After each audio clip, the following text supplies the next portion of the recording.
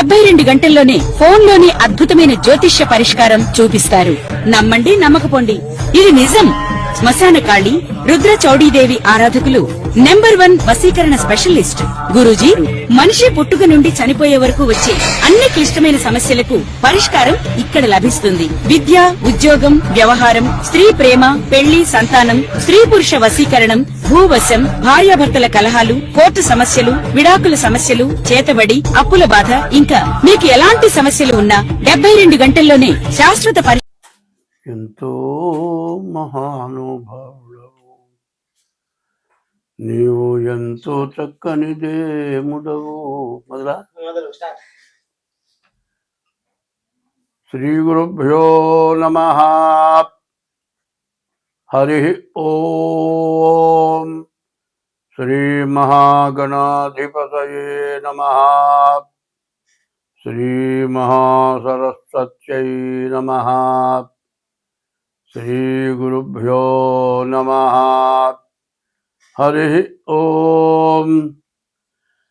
తల్లి నిన్ను దలంచి పుస్తుగము చేతంబూనితిన్, నీవు నాయుల్లంబందున నిల్చి జృంభణముగా నుక్తుల్ సుశబ్దంబు శోభిల్లన్ బల్కుమో నాదువాకునను సంప్రీతిన్ జగన్మోహిని పుల్లాబ్జాక్షి సరస్వతి భగవతి భారతి పూర్ణేందు బింబాననా.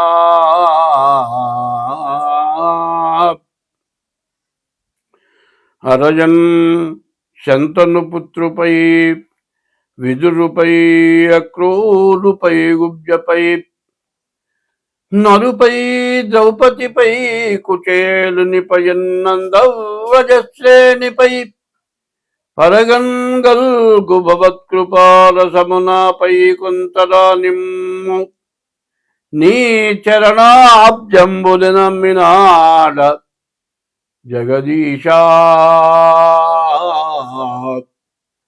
కృష్ణ భక్త ప్రియా.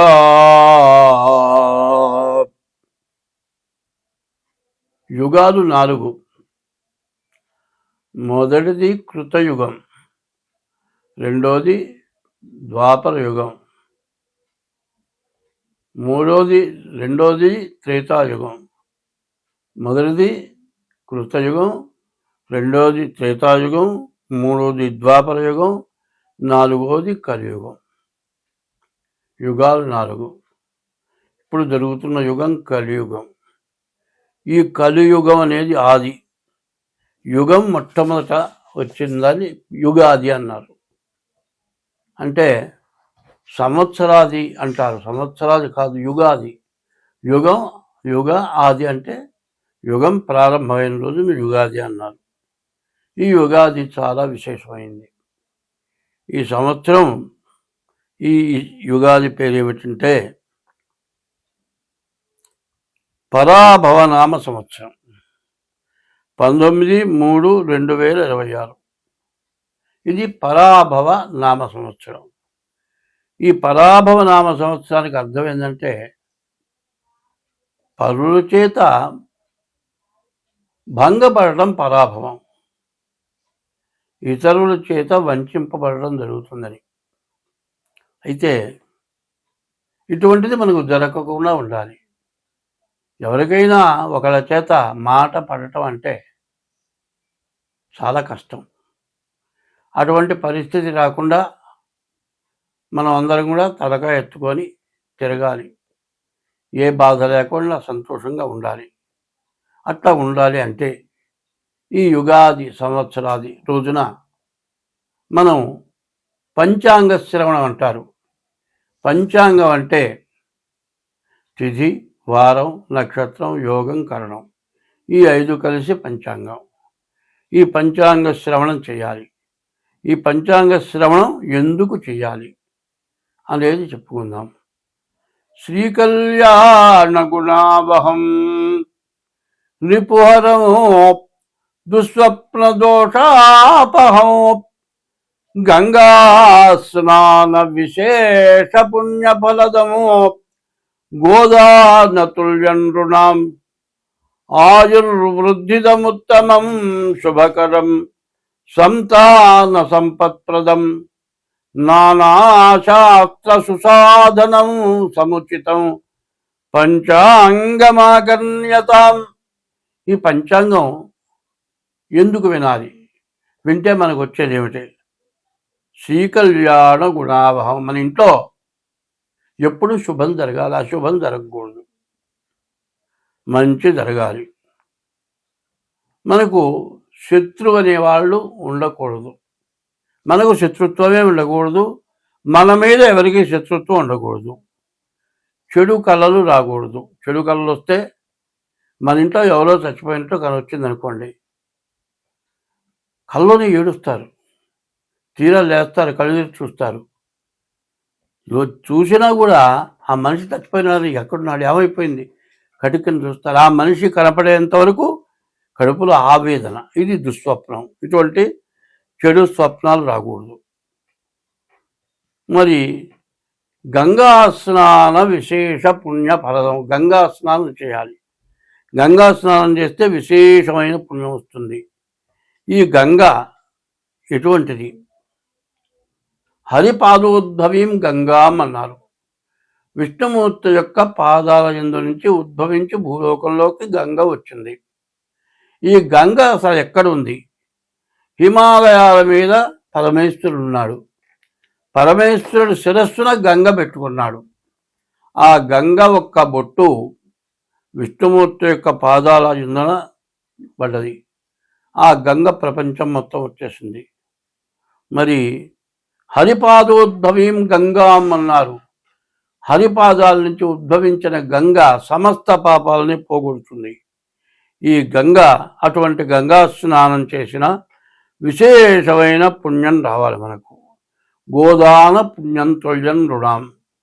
దూడతో కూడిన గోవుని దానం ఇచ్చినటువంటి సత్ఫలితం రావాలి. ఆయుర్వృద్ధిదముత్తమం. మనిషికి 120 సంవత్సరాలు మానవుడికి ఆయుష్ ఇచ్చాడు. మరి ఇప్పుడు ఒక ఆయన ఉత్తర దేశంలో 145 సంవత్సరాలు ఇప్పుడే బతుకున్నాడు. ఇంకా అటువంటి ఆయుష్ కలగాలి. ఆయుర్వృద్ధిదముత్తమం శుభకరం. అటువంటివి మంచి జరగాలి. సంతాన సంపత్ప్రదం. మంచి సంతానం కలగాలి. నానా శాస్త్ర సుసాధనం. అనేక శాస్త్రాలు ఉన్నాయి. ఒక్క శాస్త్రం చదవడమే చాలా కష్టం. అన్ని శాస్త్రాలు చదివినటువంటి ఫలితం మనకు కావాలి. ఇవి చదివితే మనకంత మంచి శక్తి, జ్ఞానం వస్తుంది. ఇవన్నీ చేసినటువంటి ఫలితం ఉగాది సంవత్సరాది పండుగ రోజున ఈ పంచాంగ శ్రవణం చేస్తే ఇవన్నీ వస్తాయి. ఎటువంటిది? శ్రీకళ్యాణ గుణావహం రిపుహరం దుస్వప్న దోషాపహం గంగా స్నాన విశేష పుణ్యఫలదం గోదాన తుల్యండ్రుణాం ఆయుర్వృద్ధిదముత్తమం శుభకరం సంతాన సంపత్ప్రదం నానాశాస్త్ర సుసాధనం సముచితం పంచాంగమాకర్ణ్యతాం. ఈ పంచాంగం వింటే అంత మంచి ఫలితం వస్తుంది. కాబట్టి సంవత్సరాది పండుగ రోజున ఉదయం పూట తెల్లవారుజామున లేచి తల స్నానం చేసి దేవుడి దగ్గర దీపారాధన చేసి మామిడి ఆకు తోరణం వాకిలికి కట్టి దేవుడికి పూజ చేసి దేవుడికి నివేదన పెడతాం. ఏం పెడతాం? వేపపూత ప్రసాదం అంటారు. ఇది ఏమంటారు? మామిడాకు. మామిడి కాయ, మామిడికాయ తురిమి, మామిడికాయ తురుము, తర్వాత వేపపూత, తర్వాత చింతపండు, తర్వాత బెల్లం. షడ్రుచులు అంటారు. పులుపు, ఉప్పు, తీపి, చేదు, వగరు. ఈ షడ్రుచులు కలిగినటువంటి ప్రసాదాన్ని మనం తీసుకుంటాం. ఇది దేనికి? మన ఆరోగ్యం బాగుపడుతుంది, మంచి జ్ఞానం కలుగుతుంది. తర్వాత ఇన్ని రకాలు నాలుక తగలగానే ఒళ్ళు గగురు పొడుస్తుంది. విపరీతమైన పిలుపు కానీ విపరీతమైన చేదు కానీ నోటికి తగిలితే మరి ఒళ్ళు గగురు పడుస్తుంది. అయితే కష్టం కానీ సుఖం కానీ బాధ కానీ దుఃఖం కానీ సర్వాన్ని మనం సమర్థించుకొని మనం ముందుకు వెళ్ళాలి. కాబట్టి ఈ వేపపూత ప్రసాదం తినాలి ఈ సంవత్సరాది పండుగ రోజున. ఇది పంచాంగ శ్రవణం. ఈ విధంగా పంచాంగ శ్రవణం చేస్తే మనకు అంతా శుభం కలుగుతుంది. ఎటువంటి గ్రహస్థితులు బాగుండకపోయినా మనకు మేలు జరుగుతుంది. కాబట్టి ఈ రోజున ఈ సంవత్సరాది ఎప్పుడు 19/3/2026 అంటే 2026 సంవత్సరం మార్చి నెల 19వ తారీఖు గురువారం పరాభవనామ సంవత్సరం ప్రారంభమైంది. ఈ పరాభవనామ సంవత్సరంలో మరి నవగ్రహాలు 9 గ్రహాలు కూడా రాజ్య పరిపాలన చేస్తాయి. గురువారం రోజున పంచాంగం ప్రారంభమైంది కాబట్టి గురువు రాజు అయినాడు, కుజుడు మంత్రి అయినాడు. అట్లాగే సేనాధిపతి చంద్రుడు, సస్యాధిపతి శుక్రుడు, ధాన్యాధిపతి బుధుడు, అర్ఘ్యాధిపతి చంద్రుడు, మరి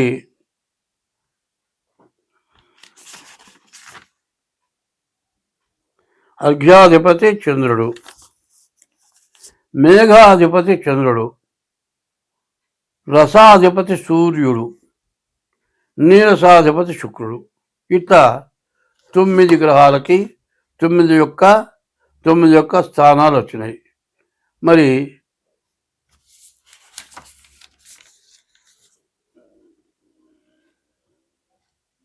చంద్రుడికి మొత్తం 3 చోట్ల ఆధిపత్యాలు వచ్చినాయి. మరి సూర్యుడు మరి గురువు రాజు అవటం, గురువు బ్రాహ్మణ గ్రహం కాబట్టి అంతా మేలు జరగటానికి అవకాశం ఉంది. ఈ గురువు వల్ల మరి బియ్యం, మరి వెన్న, నెయ్యి, పంచదార ఇటువంటివన్నీ కూడా బాగా పంట పండుతాయి. మరి ధరలు బాగా పెరుగుతాయి. సస్యాధిపతి శుక్రుడు అవటం చేత ధాన్యాలు, మరి తెల్ల ధాన్యాలు, తెల్లటి భూములు బాగా పండుతాయి. ధాన్యాధిపతి బుధుడు అవటం చేత వర్షం మధ్యమ వర్షం, సమస్త జనం కూడా గాలి మబ్బుల వల్ల ఎక్కువ భయం కలుగుతుంది. అర్ఘ్యాధిపతి చంద్రుడు, అన్ని రకాల సస్యాలు ఫలిస్తాయి. తేనె, రసములు, ఉప్పు, మణులు, శంఖములు, చేపలు, గోధుమలు, ఆహార ధాన్యాలు, వస్త్రాలు, జొన్నలు, సజ్జలు, పంచదార, బెల్లం, పెట్రోలు, ఇతర నూనెలు, వెన్న, నెయ్యి, పాలు, పెరుగు, తమలపాకులు, వెండి, బంగారం బాగా దొరుకుతుంది. మేఘాధిపతి కూడా చంద్రుడు. సర్వదేశములందు కూడా మంచి వర్షం కురుస్తుంది. ధాన్యాలన్నీ కూడా బాగా ఫలిస్తాయి.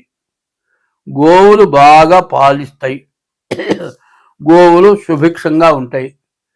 గోబ్రాహ్మణేభ్య శుభమస్తు నిత్యం, లోకా సమస్తా సుఖినో భవంతు. గోవు బ్రాహ్మడు ఇప్పుడు కూడా బాధ లేకుండా సుఖంగా సంతోషంగా జీవిస్తే లోకం మొత్తం బాగుంటుంది అని. మరి గోవులు బాగా పాలిస్తాయి. మరి సూర్యుడు రసాధిపతి. నెయ్యి, నూనె, బెల్లము, తేనె, వేరుశనగ, కొబ్బరి నూనె, ఆముదం, అవిసె నూనె, నువ్వుల నూనె, చింతపండు, నిమ్మ, నారింజ, మామిడి ఇటువంటివన్నీ కూడా బాగా ఫలిస్తాయి. నీరసాధిపతి శుక్రుడు. కర్పూరం, అగరు, చందనం, బంగారం, వెండి, ముత్యాలు, వస్త్రాలు బాగా దొరుకుతాయి. కొంచెం ధరలు మాత్రం పెచ్చుగా ఉంటాయి. ఇది నవనాయకుల యొక్క ఫలితం. అయితే ఇంకో విషయం మనం పూర్తిగా తెలుసుకోవాలి. 27 నక్షత్రాలు ఉన్నాయి. ఈ 27 నక్షత్రాలని కూడా 3 భాగాలు చేస్తున్నాం. అంటే 3 భాగాలు, ఒక్కొక్క నక్షత్రాన్ని 3 భాగాలు. అంటే సంవత్సరానికి 3 భాగాలంటే 4 నెలలు ఒక భాగం. 4 3 12 నెలలు. మొదటి భాగం 4 నెలలు, రెండవ భాగం 4 నెలలు, మూడవ భాగం 4 నెలలు. అట్లాగే అశ్విని దగ్గర నుంచి రేవతి వరకు 27 నక్షత్రాలకి కందాయాలు అంటారు. ఈ 3 కందాయాలు, మొదటి కందాయం 4 నెలలు, రెండో కందాయం 4 నెలలు, మూడో కందాయం 4 నెలలు, 12 నెలలు కూడా ఎట్టా ఉంది చూద్దాం. అశ్విని నక్షత్రం విషమే శ్రద్ధలాభస్యాత్. బేసి సంఖ్య వస్తే అర్ధలాభం. సమయతు సమతా భవేత్. సరి సంఖ్య వస్తే వచ్చే ఆదాయం ఖర్చు సమానం. విషమే శ్రద్ధలాభస్యాత్ సమయతు సమతా భవేత్. తర్వాత ఇప్పుడు అశ్విని నక్షత్రం 4 2 4 మొత్తం సమానమైన సంఖ్య వచ్చింది కాబట్టి వచ్చే ఆదాయం ఖర్చు సమానం. అట్లాగే భరణి నక్షత్రం మొదటి కందాయం 7, రెండో కందాయం 0, మూడో కందాయం 2. మరి 7 2 9 వచ్చింది. వచ్చే ఆదాయంలో సగం లాభం. కానీ మధ్య కందాయం 0 వచ్చింది. 0 వస్తే ఏమిటి? మధ్య శూన్యే మనోవ్యధ. మధ్య కందాయంలో 0 వస్తే మనోవ్యాకులత. మూడవది కృత్తికా నక్షత్రం 3 వచ్చింది. బేస్ సంఖ్య, ఆదాయంలో సగం లాభం. చివరి కందాయం 0 వచ్చింది. అంత్యశూన్యే ఫలం స్వల్పం. చివరి కందాయం 0 వస్తే వచ్చే ఫలితం తక్కువ. రోహిణి నక్షత్రం చూద్దాం. రోహిణి నక్షత్రానికి వచ్చేప్పటికల్లా 5 2 3 మొత్తం 10. సమయతు సమతా భవేత్. వచ్చేది ఖర్చు సమానం. తర్వాత ఆర్ద్ర నక్షత్రం 3 1 4 4 8. మరి సమసంఖ్య వచ్చింది. ఈ సమసంఖ్య వచ్చే ఆదాయం ఖర్చు సమానం. పునర్వసు నక్షత్రం ఇది కూడా 10 6 2 2 10 వచ్చింది. 6 4 10. ఈ 10 కూడా సమయతు సమతా భవేత్. వచ్చే ఆదాయం ఖర్చు సమానం. పుష్యమి 1 2 2. ఇది 5 వచ్చింది. ఇది బేస సంఖ్య. మరి విషమే శ్రద్ధలాభశ్చాత్. మరి బేస సంఖ్య వచ్చే ఆదాయంలో సగం మిగులుతుంది. ఆశ్లేష నక్షత్రం ఉంది. మొదటిది 4 2 1 3 3 మొత్తం 8. వచ్చే ఆదాయం ఖర్చు సమానం. మఖ నక్షత్రం ఉంది. మొదటి కందాయం 7, రెండో కందాయం 2, మూడో కందాయం 1. ఇది కూడా 10 వచ్చింది. సమయతు సమతా భవేత్. వచ్చే ఆదాయం ఖర్చు సమానం. పుబ్బా నక్షత్రం ఉంది. మొదటి కందాయం 2, రెండో కందాయం 0, మూడో కందాయం 4. మొత్తం 6 సమసంఖ్య వచ్చింది కాబట్టి వచ్చే ఆదాయం ఖర్చు సమానం. మధ్య శూన్య మనోవ్యధ. మధ్య కందాయం 0 వచ్చింది కాబట్టి మనోవ్యాకులత ఎక్కువగా ఉంటుంది. తర్వాత ఉత్తరా నక్షత్రం 5 1 2 5 3 8.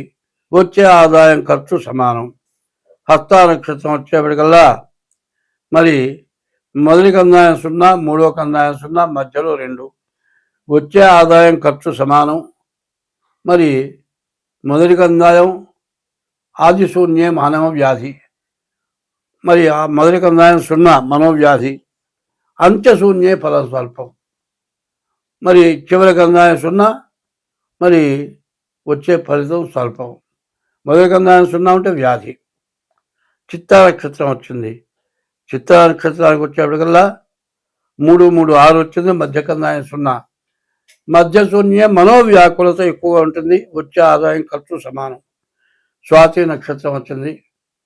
6 1 1 మొత్తం 8 వచ్చింది. ఇది వచ్చే ఆదాయం ఖర్చు సమానం. విశాఖ నక్షత్రం వచ్చింది.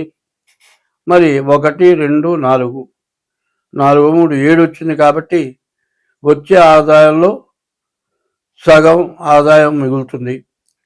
అనురాధ నక్షత్రం 4 2 6 వచ్చింది. వచ్చే ఆదాయం సమానం, వచ్చే ఆదాయం ఖర్చు సమానం. మధ్య శూన్యం వచ్చింది, మధ్య కందాయం 0 వచ్చింది కాబట్టి మనోవ్యాకులత ఎక్కువగా ఉంటుంది. జ్యేష్ఠ నక్షత్రం వచ్చేప్పటికల్లా 8 వచ్చింది కాబట్టి వచ్చే ఆదాయం ఖర్చు సమానం.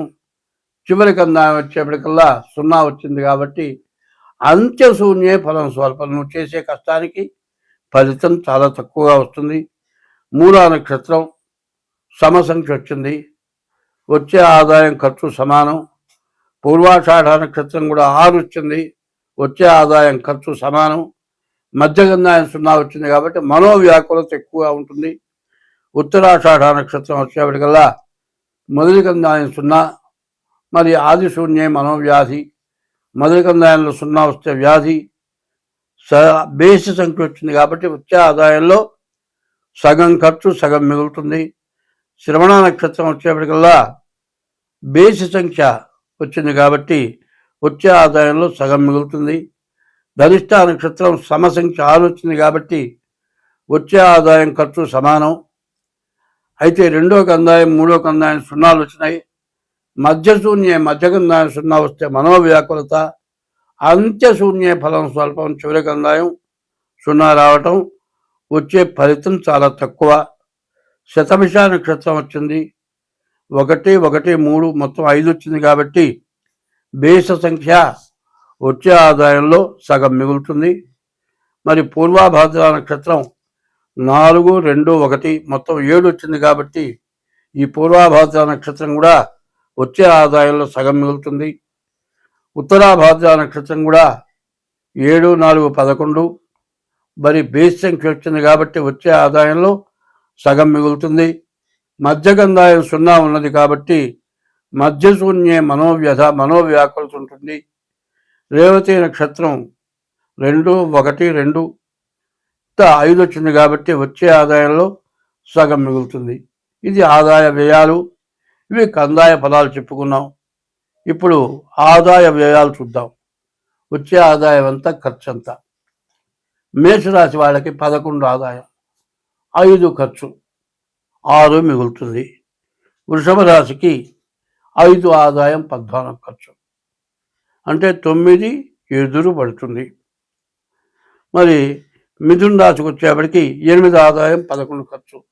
మూడో రాశి మిథున రాశి, 8 ఆదాయం 11 ఖర్చు, అంటే 3 ఎదురు అప్పు తేవాలి. కర్కాటక రాశి 2 ఆదాయం 11 ఖర్చు, 9 బాకీ. సింహరాశి 5 ఆదాయం 5 ఖర్చు, వచ్చే ఆదాయం ఖర్చు సమానం. మరి కన్యారాశి 8 ఆదాయం 11 ఖర్చు, అంటే 3 అప్పు. 7 తులారాశి 5 ఆదాయం 14 ఖర్చు, 9 బాకీ. మరి వృశ్చిక రాశి 8 వృశ్చిక రాశి 11 ఆదాయం 5 ఖర్చు, అంటే 6 మిగులుతుంది. ధనుస్సు రాశి 14 ఆదాయం 11 ఖర్చు, 3 మిగులుతుంది. 10 మకర రాశి 2 ఆదాయం 8 ఖర్చు, కాబట్టి 6 మిగులుతుంది. 11 కుంభరాశి 2 ఆదాయం 8 ఖర్చు, అంటే 6 అప్పు చేయాలి. మరి 12 మీనరాశి 14 ఆదాయం 11 ఖర్చు, 3 బాకీ తేలుతుంది. ఇది ఆదాయ వ్యయాలు.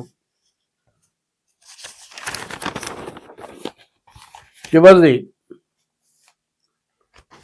రాజపూజ్యం, రాజావమానం. అవమానం ఎంత? మంచి అనిపించుకోవడం ఎంత, చెడు అనిపించుకోవడం ఎంత? మంచివాడిగా పూజింపబడటం ఎంత, చెడువాడిగా తిట్లు తింటం మరి బాధలు పట్టడం ఎంత అనేది తేలుతుంది. మేషరాశి 11 రాజపూజ్యం, 5 రాజావమానం. 11 చోట్ల పూజింపబడతారు, 5 చోట్ల అవమానపడతారు. 2 వృషభ రాశి 5 రాజపూజ్యం, 5 చోట్ల పూజింపబడతారు, 14 చోట్ల అవమానింపబడతారు. మిథున రాశి 8 చోట్ల పూజింపబడతారు, 11 చోట్ల మరి అవమానపడతారు. కర్కాటక రాశి 2 చోట్ల పూజింపబడతారు, 11 చోట్ల అవమానింపబడతారు. 5 సింహరాశి 5 చోట్ల పూజింపబడతారు, 5 చోట్ల అవమానపడతారు.